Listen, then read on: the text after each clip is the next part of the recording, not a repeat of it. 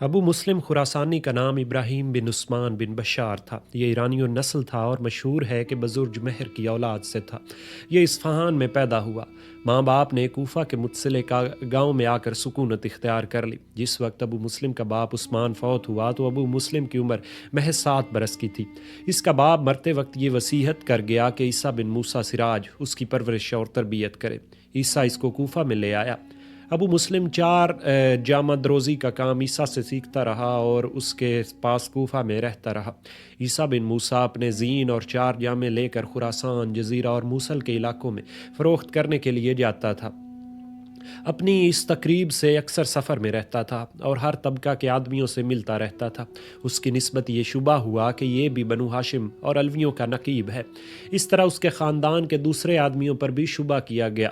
اس کا نتیجہ یہ ہوا کہ یوسف بن عمر گورنر کوفہ نے عیسیٰ بن موسیٰ اور اس کے چچا زاد بھائی ادریس بن موکل اور ان دونوں کے چچا عاصم بن یونس عجلی کو گرفتار کر لیا اور قید کر دیا۔ اس قید خانے میں خالد کسری کے گرفتار شدہ عمال بھی قید تھے۔ ابو مسلم قید خانے میں عیسیٰ بن موسیٰ کی وجہ سے اکثر جاتا تھا، جہاں تمام قیدی ایسے تھے جنہیں بنو امیہ کی حکومت سے نفرت تھی یا قید ہونے کے بعد لازماً نفرت پیدا ہو جانی چاہیے تھی۔ ان میں بعض ایسے قیدی بھی تھے جو واقعتاً بنو عباس یا پھر بنو فاطمہ کے نقیب تھے، لہٰذا ان لوگوں کی باتیں سن کر ابو مسلم کے قلب پر بہت گہرا اثر پڑا اور وہ ان کی نگاہ میں اپنا اعتبار قائم کر سکا۔ اتفاقاً قحطبہ بن شبیب جو کہ امام ابراہیم کی طرف سے خراسان میں کام کرتا اور لوگوں کو خلافت عباسیہ کے لیے دعوت دیتا تھا، خراسان سے حمیمہ کی طرف جا رہا تھا۔ راستے میں وہ کوفہ کے ان قیدیوں سے ملا۔ یہاں ان کو معلوم ہوا کہ عیسیٰ اور عاصم وغیرہ کا خادم ابو مسلم بہت ہوشیار اور جوہر قابل ہے۔ اس نے عیسیٰ سے ابو مسلم کو مانگ لیا اور اپنے ساتھ لے کر حمیمیہ کی طرف روانہ ہو گیا۔ وہاں امام ابراہیم کی خدمت میں حاضر ہوا اور ابو مسلم کو پیش کیا۔ امام ابراہیم نے ابو مسلم سے پوچھا کہ تمہارا نام کیا ہے؟ ابو مسلم نے کہا کہ میرا نام ابراہیم بن عثمان بن بشار ہے۔ امام ابراہیم نے کہا کہ نہیں، تمہارا نام عبد الرحمن ہے۔ چنانچہ اس روز سے ابو مسلم کا نام عبد الرحمن پڑ گیا۔ امام ابراہیم ہی نے اس کی کنیت ابو مسلم رکھی تھی اور قحطبہ بن شبیب سے اسے مانگ لیا۔ چند روز تک ابو مسلم امام ابراہیم کی خدمت میں رہا اور انہوں نے نہایت اچھی طرح ابو مسلم کی فطرت و استعداد کا مطالعہ کیا۔ اس کے بعد اپنے ایک مشہور نقیب ابو نجم عمران بن اسماعیل کی لڑکی سے ان کا عقد کر دیا۔ ابو نجم عمران بن اسماعیل ان لوگوں میں تھا جو خلافت اسلامیہ کو اولاد علی میں لانا چاہتے تھے۔ اس عقد سے یہ فائدہ حاصل کرنا مقصود تھا کہ ابو مسلم کو شیعان حضرت علی کی حمایت حاصل رہے، اس کی طاقت کمزور نہ ہونے پائے۔ اس انتظام و اہتمام کے بعد امام ابراہیم نے ابو مسلم کو خراسان کی جانب روانہ کیا اور تمام دعا اور نقبہ کو اطلاع دی کہ ہم نے ابو مسلم کو خراسان کے تمام علاقے کا محتمم بنا کر روانہ کیا ہے۔ سب کو دعوت بنو ہاشم کے کام میں ابو مسلم کی فرمانبرداری کرنی چاہیے۔ خراسان کے مشہور اور کارگزار نقبہ جو محمد بن علی عباسی یعنی امام ابراہیم کے باپ کے زمانے سے کام کر رہے تھے، یہ تھے سلیمان بن کثیر، مالک بن حیثم، زیاد بن سہل، طلحہ بن زریق، عمر بن آئین۔ یہ پانچواں شخص قبیلہ خزاعہ سے تھا۔ قحطبہ بن شبیب بن خالد بن سعدان، یہ قبیلہ طے سے تعلق رکھتا تھا۔ ابو عینیہ موسیٰ بن کعب، لامبر بن قریت، قاسم بن مجاشع، اسلم بن سلام، اور یہ چاروں شخص تمیمی تھے۔ ابو داؤد خالد بن ابراہیم شیبانی، ابو علی ہردی، اس کو شبل بن تحمان بھی کہتے تھے۔ ابو النجم عمران بن اسماعیل۔ جب ابو مسلم خراسان میں پہنچا تو سلیمان بن کثیر نے اس کو نو عمر ہونے کی وجہ سے واپس کر دیا۔ یہ تمام سن رسیدہ اور پختہ عمر کے تجربہ کار لوگ تھے۔ انہوں نے ایک نو عمر شخص کو اپنی خفیہ کارروائیوں اور رازداری کے مخفی کاموں کا افسر اور محتمم بنانا خلاف مصلحت سمجھا۔ جس وقت ابو مسلم خراسان پہنچا تھا، اس وقت ابو داؤد خالد بن ابراہیم شیبانی ماورت النہر کی طرف سے کسی کام کو گیا ہوا تھا۔ وہ جب مرو میں واپس آیا اور امام ابراہیم کا خط اس نے پڑھا تو ابو مسلم کو دریافت کیا۔ اس کے دوستوں نے کہا کہ سلیمان بن کثیر نے اس کو نو عمر ہونے کی وجہ سے واپس لوٹا دیا ہے اور اس سے کوئی کام نہ ہو سکے گا۔ یہ ہم سب کو اور ان کو جنہوں نے دعوت دی ہے خطرات میں مبتلا کرے گا۔ ابو داؤد نے تمام نقبا کو جمع کر کے کہا، حضرت صلی اللہ علیہ وآلہ وسلم کو اللہ تعالیٰ نے اولین اور آخرین کا علم دیا۔ آپ کی اطرت و اہل بیت اس علم کے وارث ہیں۔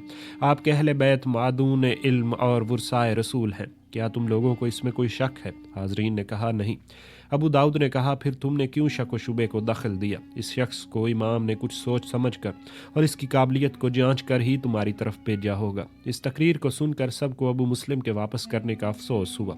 اسی وقت آدمی روانہ کیا گیا، وہ ابو مسلم کو راستے سے لوٹا کر واپس لایا اور سب نے اپنے تمام کاموں کا متولی اور محتمم ابو مسلم کو بنا دیا اور بخوشی اس کی اطاعت کرنے لگے۔ چونکہ سلیمان بن کثیر نے اول اس کو واپس کر دیا تھا، اس لیے ابو مسلم سلیمان بن کثیر کی طرف سے کچھ کبیدہ خاطر ہی رہا۔ ابو مسلم نے نقبہ کو ہر طرف شہروں میں پھیلا دیا اور تمام ملک خراسان میں اس تحریک کو ترقی دینے لگا۔ سن 129 ہجری میں امام ابراہیم نے ابو مسلم کو لکھ بھیجا کہ اس سال موسم حج میں مجھ سے آ کر مل جاؤ تاکہ تم کو تبلیغ دعوت کے متعلق مناسب احکام دیے جائیں۔ یہ بھی لکھا کہ قحطبہ بن شبیب کو بھی اپنے ہمراہ لیتے آؤ اور جس قدر مال و اسباب اس کے پاس جمع ہو گیا ہے وہ بھی لیتے آنا۔ اس جگہ یہ تذکرہ مناسب ہے کہ ان خفیہ سازشوں کے لیے ایام حج بہترین موقع تھا۔ مکہ مکرمہ میں حج کے لیے دنیا کے ہر حصے سے لوگ آتے تھے اور کسی کے آنے پر کوئی شبہ نہ ہوتا تھا۔ سازشی لوگ بآسانی آپس میں مل کر ہر قسم کی گفتگو کر لیتے تھے اور حج کے موقع پر کو کبھی فوت نہ ہونے دیتے تھے۔ چنانچہ ابو مسلم اور نقبہ بھی ہمراہ لے کر قحطبہ بن شبیب امام سے ملنے کی غرض سے مکہ کی جانب روانہ ہوئے۔ مقام قومس پہنچا تو امام ابراہیم کا خط ملا جس میں لکھا تھا کہ تم فوراً خراسان کی طرف واپس چلے جاؤ اور اگر خراسان سے روانہ نہ ہوئے ہو تو وہیں مقیم رہو اور اپنی دعوت کو پوشیدہ نہ رکھو بلکہ اعلانیہ دعوت دینی شروع کرو، اور جن لوگوں سے بیعت لے چکے ہو ان کو جمع کر کے قوت کا استعمال شروع کرو۔ اس خط کو پڑھتے ہی ابو مسلم تو مرو کی جانب لوٹ گیا اور قحطبہ بن شبیب مال و اسباب لیے ہوئے امام ابراہیم کی جانب روانہ ہوا۔ قحطبہ نے جرجان کا راستہ اختیار کیا اور اطراف جرجان میں پہنچ کر خالد بن برمک اور ابو عون کو طلب کیا۔ یہ لوگ مال و اسباب فوراً حاضر ہوئے۔ قحطبہ اس مال و اسباب کو بھی لے کر امام کی طرف چلا۔ جب ابو مسلم کو اعلانیہ دعوت اور طاقت کے استعمال کی اجازت ملی تو یہ وہ زمانہ تھا کہ خراسان میں کرمانی اور نصر بن سیار کی لڑائیوں کا سلسلہ جاری تھا۔ جیسا کہ پہلے بیان ہو چکا ہے کہ ابو مسلم نے اپنی جماعت کے لوگوں کو فراہم کیا اور ان کو لے کر کرمانی اور نصر بن سیار کے درمیان خیمہ زن ہوا اور بالآخر کرمانی قتل ہوا۔ اس کا لڑکا علی بن کرمانی ابو مسلم کے پاس آ گیا اور ابو مسلم نے نصر کو مرو سے خارج کر کے مرو پر قبضہ کر لیا، مگر چند روز قیام کے بعد مرو سے مہوان کی جانب چلا آیا۔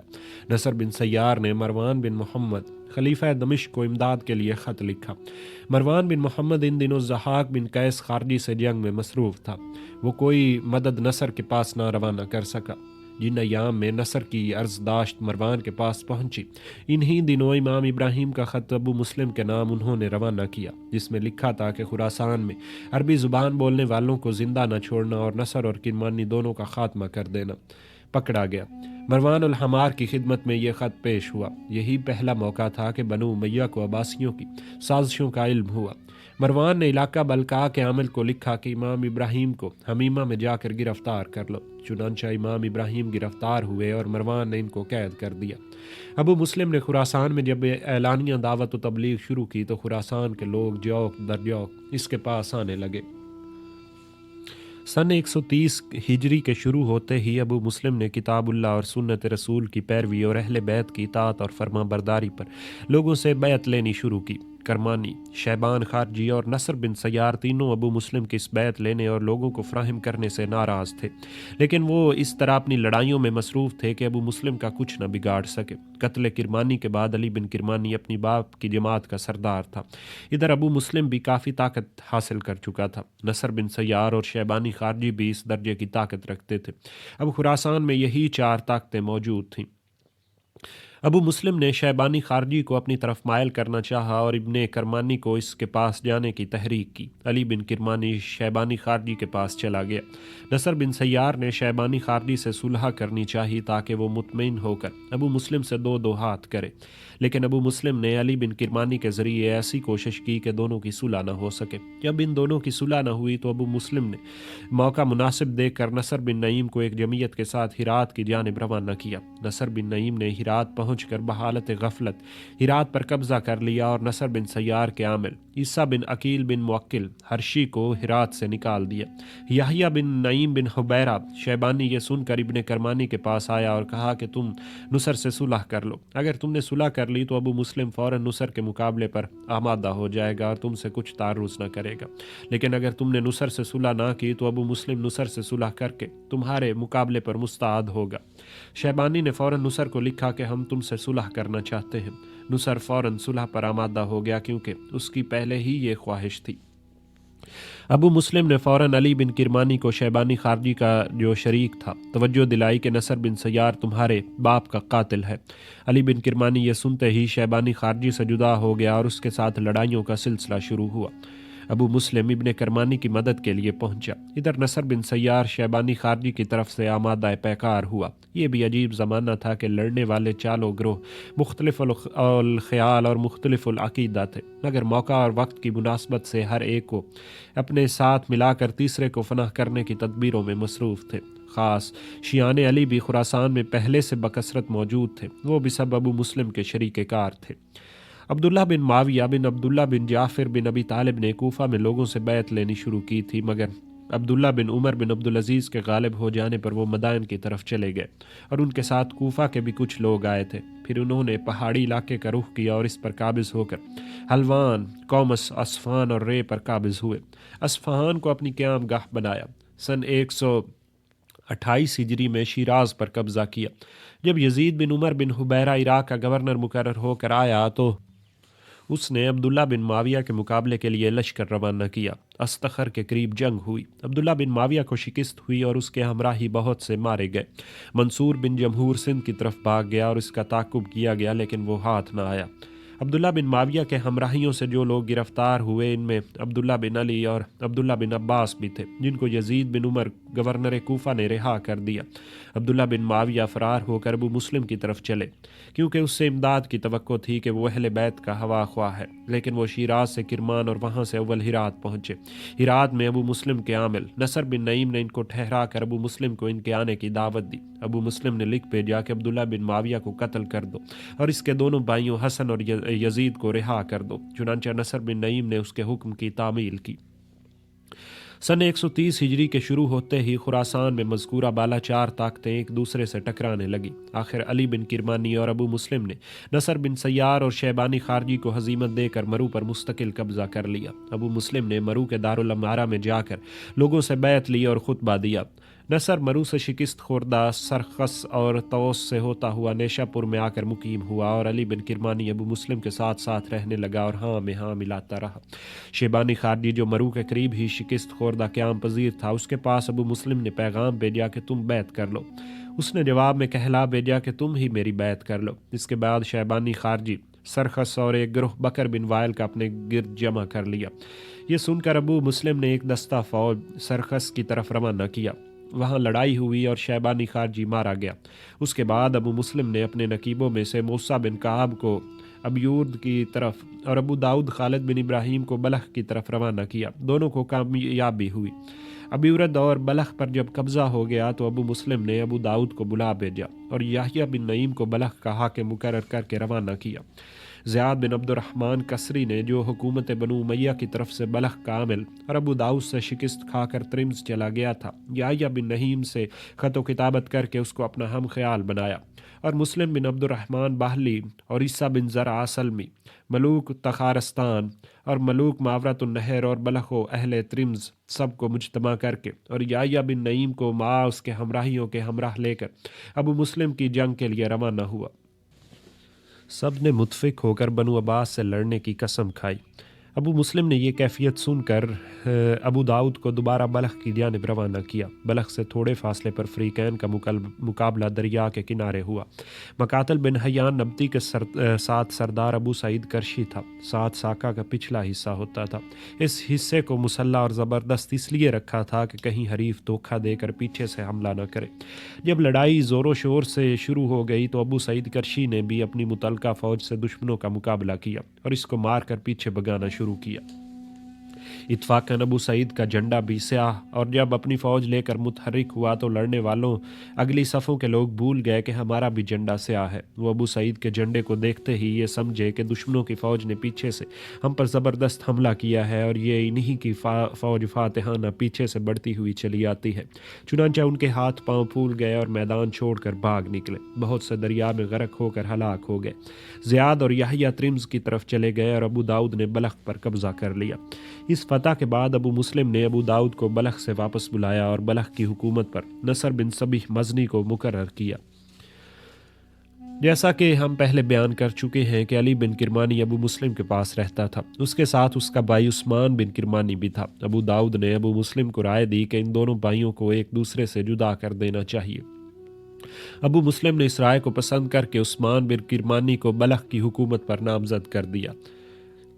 عثمان بن کرمانی نے بلخ پہنچ کر فرافضہ بن ظہیر کو اپنا نائب بنایا اور خود مع نصر بن صبیح کے مرو چلا گیا۔ یہ خبر سن کر مسلم بن عبد الرحمن باہلی نے ترم سے مصریوں کو ہمراہ لے کر بلخ پر حملہ کیا اور بزور شمشیر اس پر قابض ہو گیا۔ عثمان اور نصر کو جب اس کی اطلاع ہوئی تو وہ مرو سے بلخ کی طرف واپس آئے اور ان کے آنے کی خبر سن کر عبد الرحمن کے ہمراہی راتوں رات بھاگ نکلے۔ نصر نے ایک سمت سے اور عثمان نے دوسری سمت سے بلخ پر حملہ کیا، اور نصر کے ہمراہیوں نے تو بھاگنے والوں سے کوئی تعرض نہ کیا، لیکن عثمان بن کرمانی نے لڑائی چھیڑ دی اور خود ہزیمت اٹھا کر بھاگ نکلا، اور بہت سے مارے گئے اور بلخ پر قبضہ ہوتے ہوتے رہ گیا۔ یہ سن کر ابو داؤد اور ابو مسلم نے مشورہ کیا۔ ابو مسلم تو نیشا پور کی طرف روانہ ہوا اور ابو داؤد پھر بلخ کی طرف روانہ ہوا۔ ابو مسلم کے ہمراہ علی بن کرمانی تھا۔ ابو مسلم نے نیشا پور کے راستے میں علی بن کرمانی کو قتل کیا اور ابو داؤد کے مشورے کے موافق بلخ پر قابض ہو کر اور عبد الرحمن کو بلخ سے بھگا کر عثمان بن کرمانی کو قتل کر دیا۔ اس طرح دونوں بھائیوں کے خرخشے کو مٹا دیا۔ جیسا کہ ہم پہلے بیان کر چکے ہیں کہ امام ابراہیم نے ابو مسلم کو اول بلایا تھا، پھر اس کو روک دیا تھا کہ اعلانیہ دعوت شروع کرے۔ ابو مسلم نے قحطبہ بن شبیب کو مال و اسباب کے ساتھ روانہ کیا۔ قحطبہ نے امام ابراہیم سے ملاقات کی اور مال و اسباب پیش کیا۔ امام ابراہیم نے ایک جھنڈا قحطبہ کے ہاتھ روانہ کیا اور مکہ مکرمہ سے اس کو خراسان کی جانب رخصت کیا اور خود حمیمہ کی طرف چلے آئے۔ یہاں آتے ہی گرفتار ہو کر قید ہوئے۔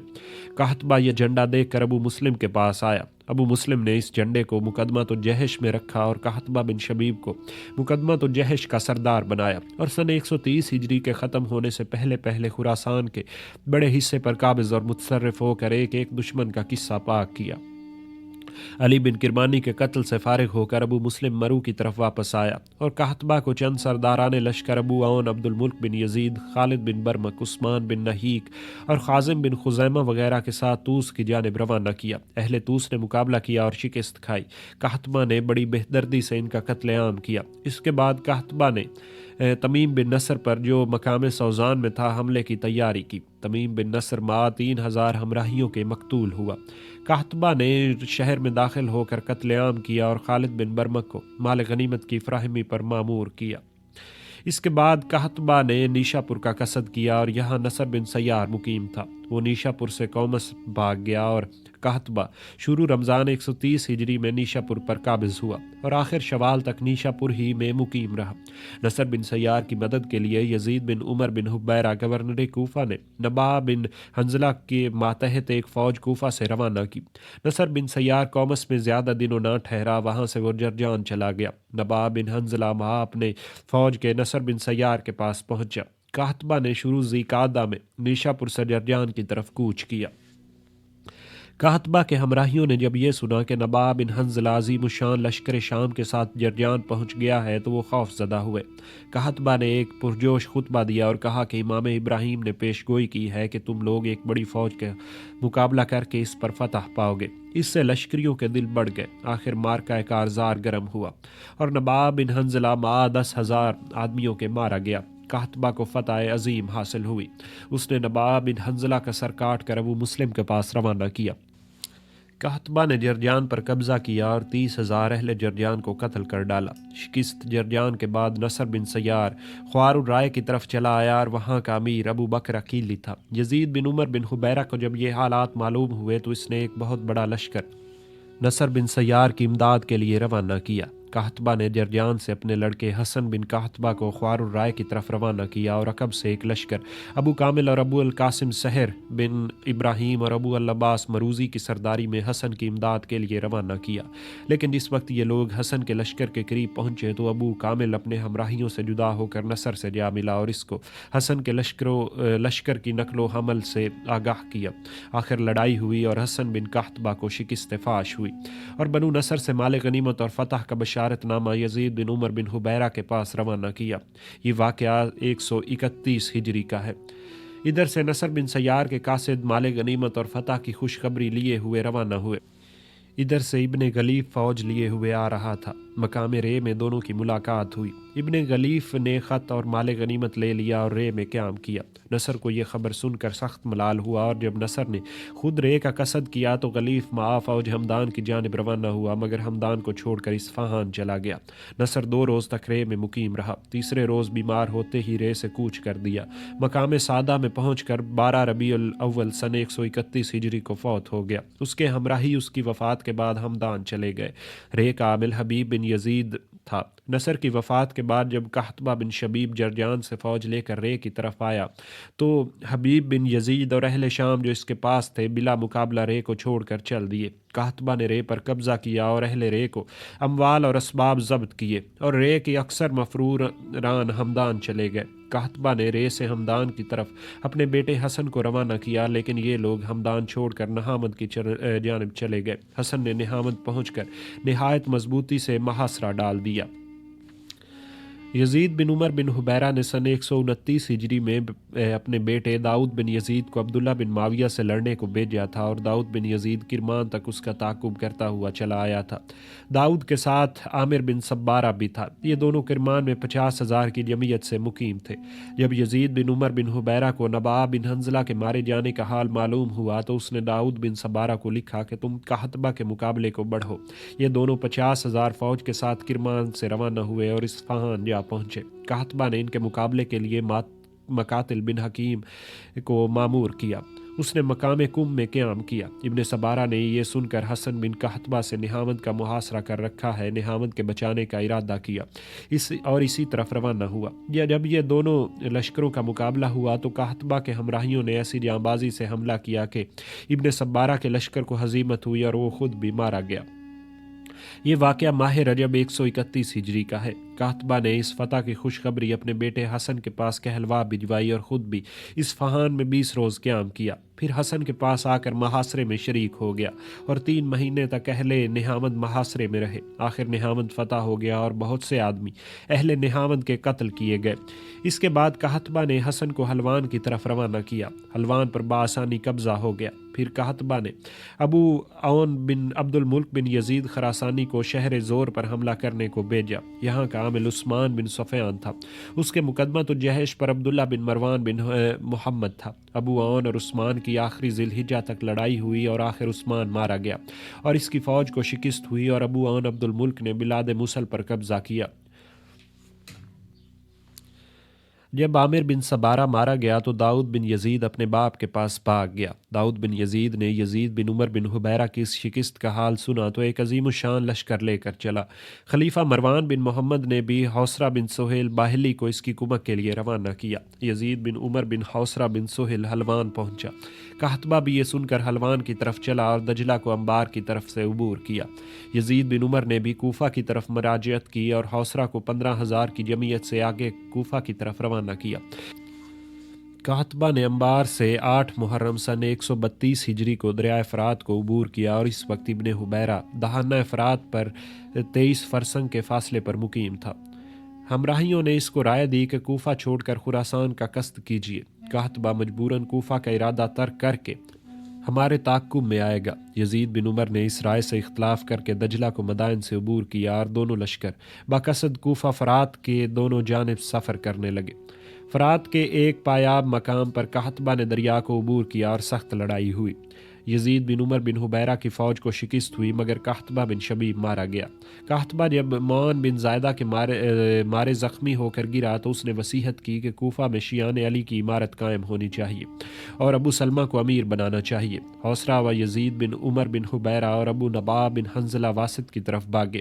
قحطبہ کی فوج نے حسن بن قحطبہ کو اپنا سردار بنایا۔ اس وقت واقعہ کی خبر کوفہ میں پہنچی تو محمد بن خالد کسری نے شیعان علی کو مجتمع کر کے شب عاشورہ سن 132 ہجری کو خروج کیا اور قصر عمارت میں داخل ہو کر قابض ہو گیا۔ اس واقعے کو سن کر حوصرہ واسط سے کوفہ کی طرف لوٹا۔ محمد بن خالد قصر عمارت میں محصور ہو گیا مگر حوصرہ کے ہمراہیوں نے دعوت عباسیہ کو قبول کر کے حوصرہ سے جدا ہونا شروع ہو گیا اور وہ مجبوراً واسط کی طرف واپس چلا گیا۔ محمد بن خالد نے اس واقعے کی اطلاع اور اپنے قصر عمارت پر قابض ہونے کی اطلاع ابن قحطبہ کو دی۔ حسن بن قحطبہ کوفہ میں داخل ہو گیا اور محمد بن خالد کو ہمراہیوں کو لے کر ابو سلمہ کے پاس حاضر ہوا۔ ابو سلمہ کو بطور امیر منتخب کر کے بیعت کی۔ ابو سلمہ نے حسن بن قحطبہ کو ابن حبیرہ کی جنگ کے لیے واسط کی طرف روانہ کیا اور محمد بن خالد کو کوفہ کا حاکم مقرر کیا۔ اس کے بعد ابو سلمہ نے حمید بن قحطبہ کو مدائن کی طرف روانہ کیا اور احواز میں عبد الرحمن بن عمر بن حبیرہ امیر تھا۔ اس سے اور بسام سے جنگ ہوئی۔ عبد الرحمن شکست کھا کر بصرہ کی جانب بھاگا۔ بصرہ میں مسلم بن کبی کا باہلی عامل تھا۔ بسام نے عبد الرحمن کو شکست دے کر بصرہ کی حکومت پر صفیان بن معاویہ بن یزید بن محلب کو مامور کیا اور ماہ صفر 132 ہجری میں لڑائی ہوئی اور مسلم نے فتح پائی اور وہ بصرہ پر اس وقت تک قابض رہا جب تک کہ اس کے پاس یزید بن عمر کے مارے جانے کی خبر پہنچی۔ اس خبر کو سن کر وہ بصرہ سے نکل کھڑا ہوا اور میدان خالی پا کر محمد بن جعفر نے خروج کر کے بصرہ پر قبضہ کیا اور چند روز کے بعد ابو مالک عبداللہ بن سعید خزائی ابو مسلم کی طرف سے وارد بصرہ ہوا اور ابو العباس صفاح نے اپنی بیعت خلافت کے بعد صفیان بن معاویہ کو بصرہ کا عامل مقرر کیا۔